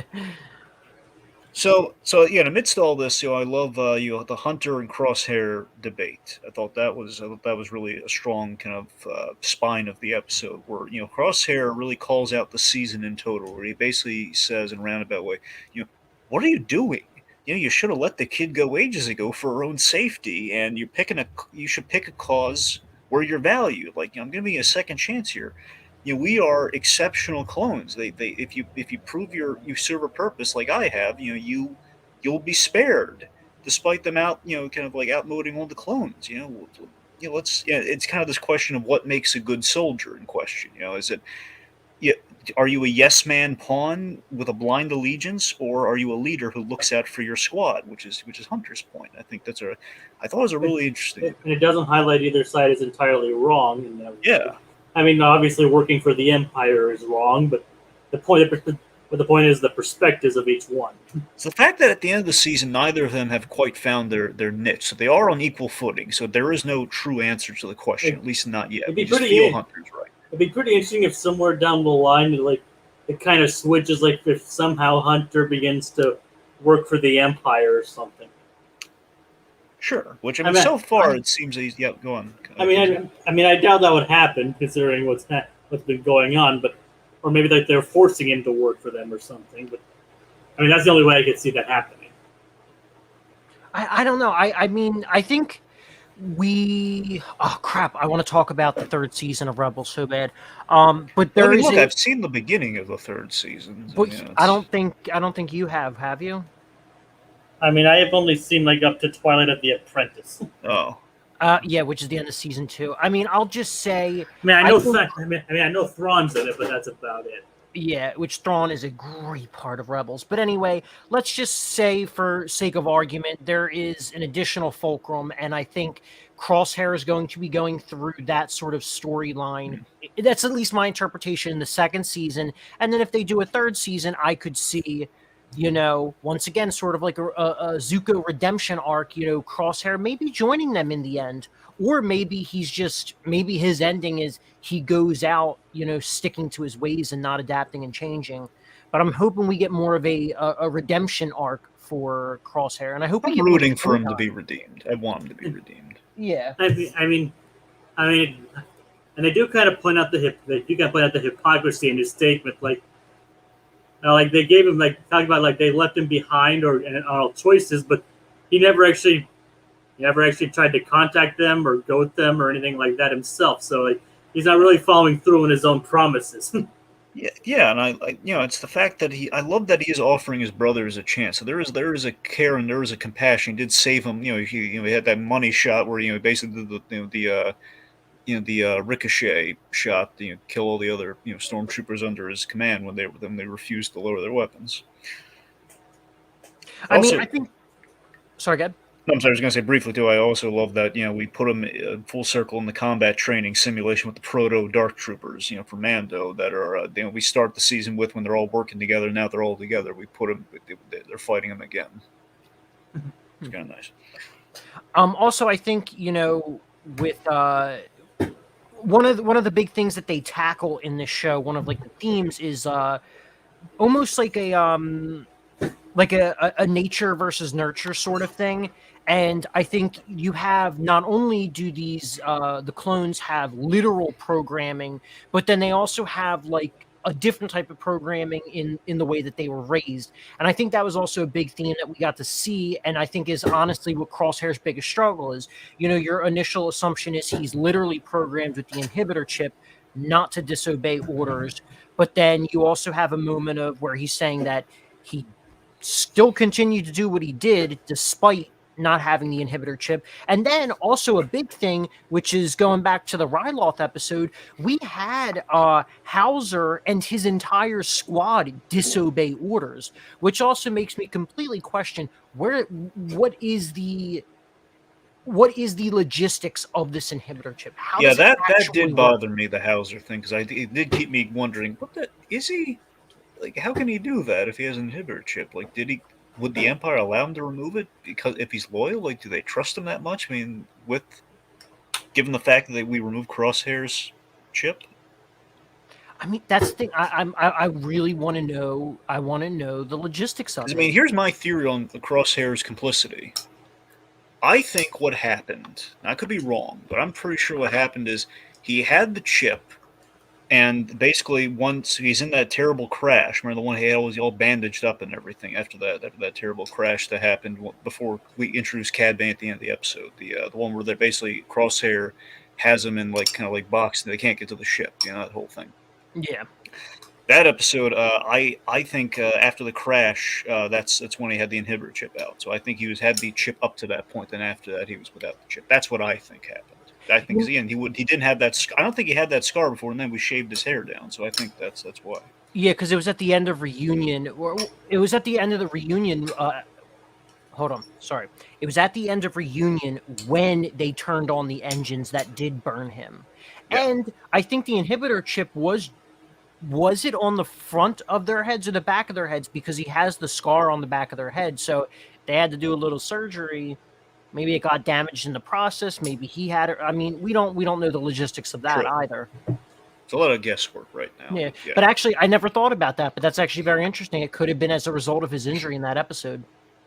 Well, until I hear otherwise, it's kind of what I'm subscribing to. But yeah, and it's entirely possible that this, considering the states of the other shows that we've seen in Star Wars, that it's entirely possible that the Bad Batch will not have a happy ending overall. True. It's very possible, yeah. Especially considering Filoni. What do you do with a Bad Batch? You throw it out at some point. I mean, it already started off from the darker ending of Clone Wars. It's only gotten darker from there. So, I mean, so kind of the second part of everything. It's very much a survival episode aboard the sinking Camino base, which again is just a genius idea. They're all boxed in underwater. We built up all that rain in Camino and the undersea thing. Like, oh god, they are stuck under the water. It's such a great tense idea. Like a survival horror. Yeah. Mm-hmm.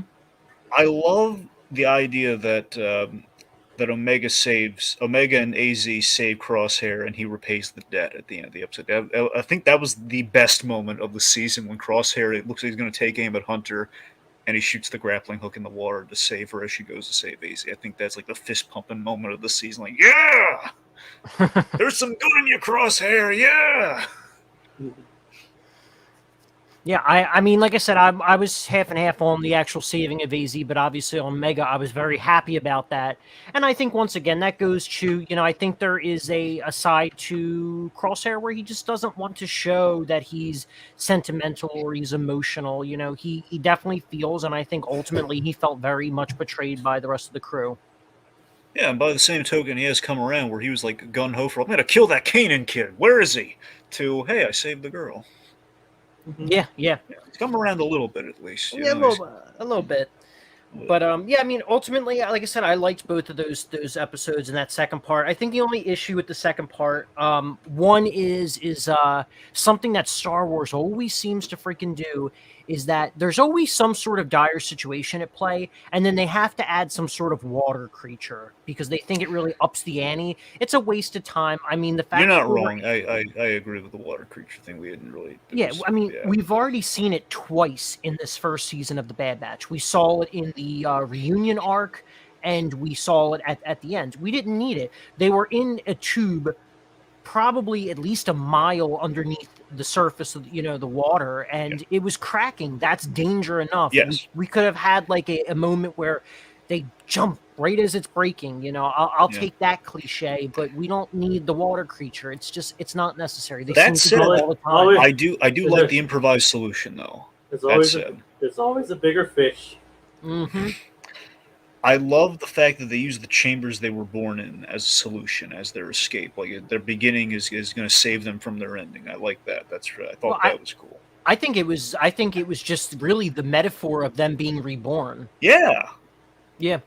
It was. I mean, it is literally. I think one of you guys said earlier. It was the end of an era. You know, we're done. Yeah, you said it. That's right. We're done with the prequels, and now we're moving on to something more. And they're all getting a new start. And hopefully, you know, it works out for the best, especially for Crosshair, because I think honestly, his story is the one that I want to be invested in the most. I really hope That's the thing. Like everybody likes a hero, but everybody loves a good villain. True. I really hope Crosshair does take away what Hunter says at the end of the episode. The whole like we want different things. It doesn't make us enemies. You know, I hope that's. And not Hunter. I mean, Crosshair could be an interesting, at least anti-hero, traverse into the anti-hero territory. Yeah, the most Clint Eastwood of the Star Wars characters. I dig it. I mean, I think ultimately, and you know, it's funny. I actually said this the last time I was on the podcast. I think, generally speaking, heroes are boring characters. Generally, they're not complex characters. They always do good, and that's why oftentimes villains, or even more specific, anti-heroes are the ones you really get into because there's complexity to them. But I think the interesting part, or something that they could do to spice things up for the heroes of this show, is show that no situation's truly black and white. We need to look for the complexity of the situation, and it's something that, you know, was introduced in this finale, and hopefully we see some sort of internal struggle or issue with our heroes, making them more complex people. Yeah, I'm hopeful for that as well. There's one beat we have, and then maybe there's any residual speculation we'd like to make for what we'd like to see in season 2. We haven't quite said yet, but I want to mention the last hanging chad of the season, kind of our not so post-credits scene, but right before the credits. Nala Se is it looks like she's going to be on a different cloning project, which I believe to be set up for Palpatine's cloning projects, whatever specifically they may be. I thought it was like. If anything, it also might be leading towards the stuff that's hinted at in Mando. Yeah, that's what I'm saying. Whatever is in Mando, I think that's it. Which, you know, the implications that Mando's thing is kind of a prototype for, I don't know, either Snoke or maybe the extra Palpatine thing, whatever that is. Oh, 100%. Crap. They said something. They actually gave a name to those mountains, which did 100% connected to Mando. But yeah, I think you're right. I think ultimately that's what it is. It is the very, very early hints of maybe something that'll factor into season 3 of The Mandalorian. Yes. Well, I'm still convinced Mando season, because originally I thought we were going to be really lucky, which we weren't. I thought we were going to be getting Boba Fett and Mando in the same year, but this December, this Christmas, but we're just getting both. That's perfectly fine. It makes sense. They're gonna need time to shoot Mando, I guess, amidst all the craziness in the world. Disney Plus has already spoiled you with Marvel. Oh my God, yeah, definitely. Show after show after show after show. Just saying. Yeah, Thank you for popping in with that very helpful remark. I've literally just been listening this whole time, just trying to. Well, I'm glad we haven't bored you, so there's that. Anyway, so much for Silent Partner. Okay, so what I was getting at is that originally it was up in the air because they said, like, hey, Mando's coming in December. I don't know if maybe the wires got crossed with Mando actually being just Boba Fett the whole time or what. But regardless, Mando season 3, I'm convinced is going to be all Mandalore stuff. Like, I don't think we're even going to get Grogu in that season. At the very least, we're not going to get Grogu until the very, very end. So, I mean, that's. Well, I don't know if the clone thing would necessarily factor in there, but we will have Moff Gideon on board. So, I wonder if anything in the Bad Batch will touch upon the Darksaber. I mean, here. Okay, so let's transition to season 2 hope. So, one thing in terms of any Mandalorian crossover potential, the one character I would like to see is Bo-Katan. Which, I mean, would touch on the Darksaber stuff. The heiress, yeah. Yeah. Well, would she really? You're saying for Bad Batch season 2? Yeah, I'm saying like for the future of Bad Batch. I'm assuming season 2. But let's say if they did like maybe a season 3 or so. But let's just say season 2. If they're gonna work in another Star Wars character, I would probably vote for Bo-Katan. Just, you know, there's a lot of we had one Mando character this season. I think went over really well. I'm not saying we just do it for the kind of cheap sake, but just for the fact of we have some great hanging chads like the Darksaber, which we could do via Bo-Katan. And we could have an actual Mandalorian. Yeah, we could, again. So it was kind of referenced earlier about tackling some Mandalore stuff, which definitely the Bad Batch could maybe run into, and probably through her. I mean, but could they really do much with the Darksaber and Bad Batch? Because unless I'm misremembering, Maybe we could Maul have. had it by the end of Clone Wars, right? And Well- then it ended up in the Night Sisters' lair on Dathomir during Rebels, right? I think you're right about that. Oh, we could see how that happens in this. Or Yeah, maybe- but we don't know how it got from point A to point B, do we? I assumed it was Maul. It looked like he was using that as his base of operations because the Night Sisters have all been wiped out during the Clone Wars. Right. But So by you have an General, entire. strangely enough, by General Grievous. What's that? Strangely enough, it was done by General Grievous. Yes, I mean you have that entire layer, and obviously Dathomir is where Darth Maul comes from originally. So it's his home planet. It is a base of operations for him because he ends up working in the shadows. I mean, the first time we actually see him in Rebels is when he's on oh crap, what's that planet called? The Sith planet. Korab? No, it's not Korriban. Korriban? Well, it's where the finale of season 2 ends for Rebels. But anyway, that's the first time we see him, so we don't really know what he's been up to for the past 17 years at that point, because I think it's about 2 years before the start of A New Hope. Well, whether the Darksaber specifically factors in or not, I mean, her pursuit of the Darksaber could always just be worked in, even if we. I'm assuming we might see the Darksaber, but Who knows? Maybe we'll see a young Din Djarin. I don't know if we go that far. I said maybe. No, of course I'm not. I'm not holding you to the contract, Jacob. I'm not. Did you say on this day this would happen? Which clearly not. I'm just saying it'd be interesting if they somehow worked him into this. True. I mean, yeah, it'd be interesting, but again, maybe. I mean, I know it might be a bit of a stretch. If anyone, Moff Gideon, that's the one I'd be interested. If we could work him in. He could be one of the bounty hunters sent after Omega, for all we know. Sure. Oh man, Moff Gideon could be really young. They really could do a lot with him. Question is who would they cast to be a young Giancarlo Esposito? I know. I mean, as much as I love Giancarlo, you probably would have to cast. It's like the Saw Gerrera thing. We have to cast younger. We can't get Whitaker in there. Or who knows? They might just have him age up his voice. They might just age down his voice or something. I mean, well, they did it with Freddie Prinze. Yeah. So plus Giancarlo, very gifted actor. He could sound younger, I'm sure. Yeah, I mean, he always had a deep voice. So, I mean, his Gideon and Aquila from Jungle Book sounded quite a bit different.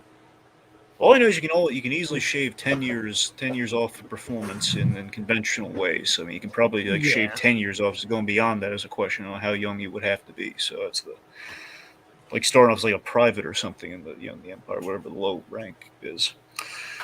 So again, I think the big one, Hondo. I mean, if I had one wish, it would be for Hondo to be in the Bad Batch. If I could just have one there, which I think is very easy to accommodate with Sid. Now, Atomic Beast had a really good pool, really good idea. You guys look very familiar.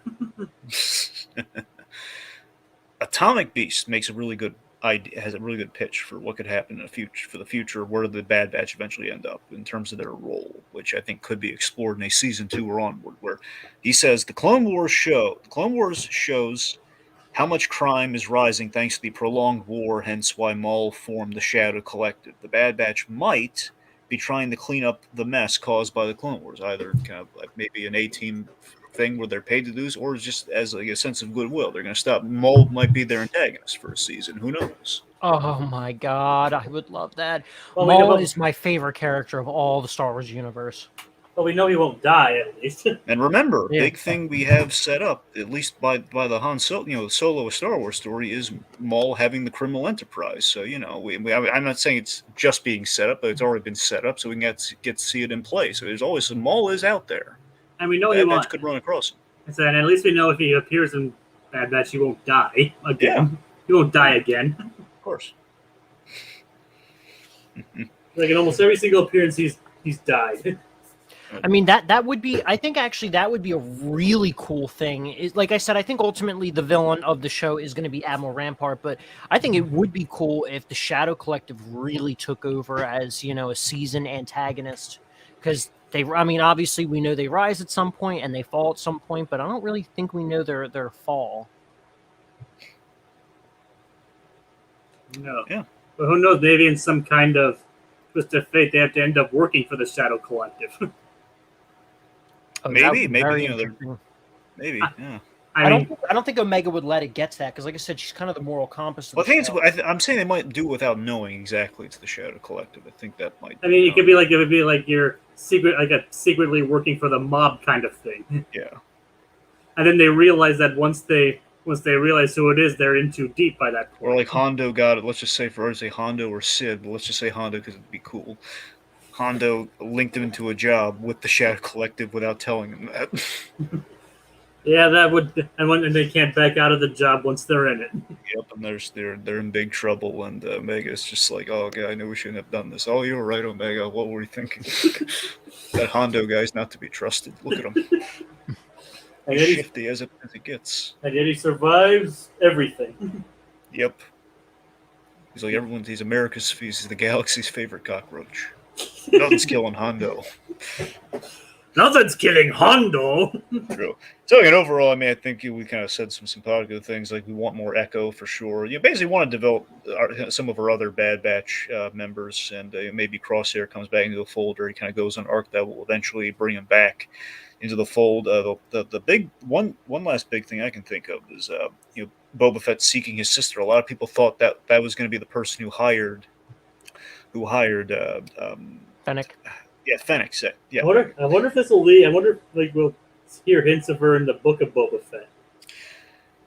That's ultimately based on this show. I think we should put Omega in the Boba Fett show. I think we could get away with it. I don't know if it. I don't know how much.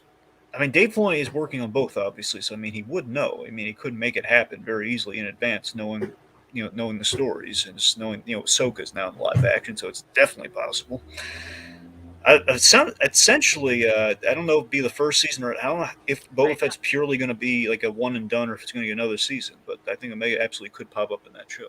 I mean, if I'm being honest, I'll take anything Star Wars related. Let's be real for a second, but I think I don't really want a Boba Fett story after the end of the Empire. Like, if anything, I want Boba Fett growing up in between, episodes 3 and 4.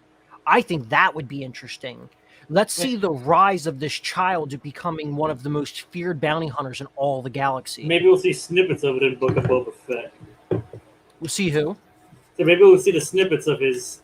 Like flashes of young Boba Fett making his way. I mean, Book of Boba Fett kind of implies like you'll be seeing many chapters of it.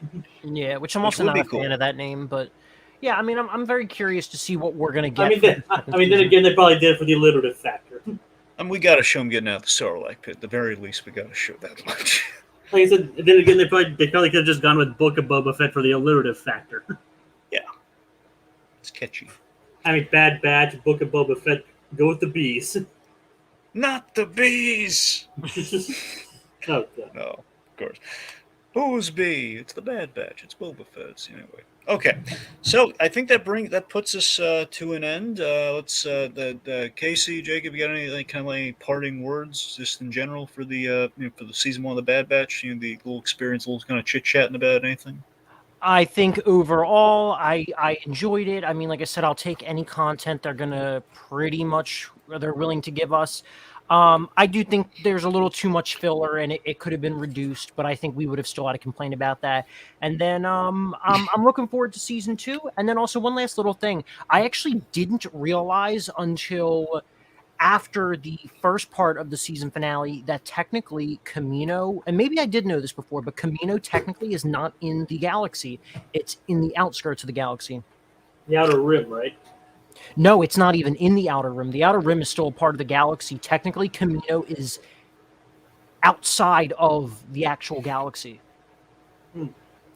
Yeah, and yet that restaurateur knows where Dexter Jettster knows where it is. I mean, but it must have been in the databases at some point because someone clearly wiped them from the Jedi archives.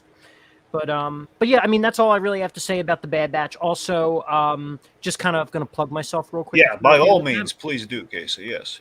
So this Saturday I have a web series that is starting to premiere. It is a reality competition series with 14 contestants who build social relationships and also backstab one another.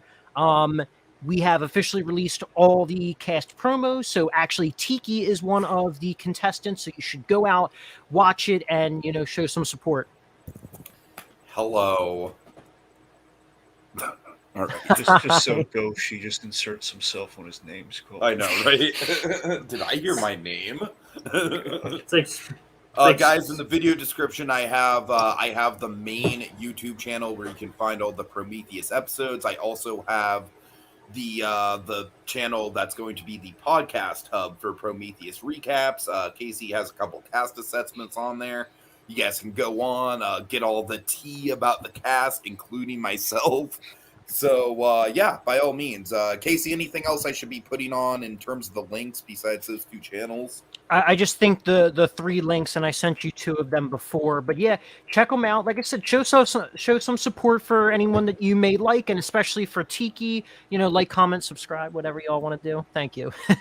All right, for sure. Okay. Support the Patreon. Just kidding. Maybe in the future. Yes. I mean, we definitely need to get a Patreon. That's in the works right now, but very, very early. Anyways. All right, well, Casey, thanks so much for coming on for this extended, almost 2-hour discussion. I know for a fact it's been a super busy week for you, super stressful week. I probably haven't helped in that regard. You know what I'm talking about. You're fine. You're perfectly fine.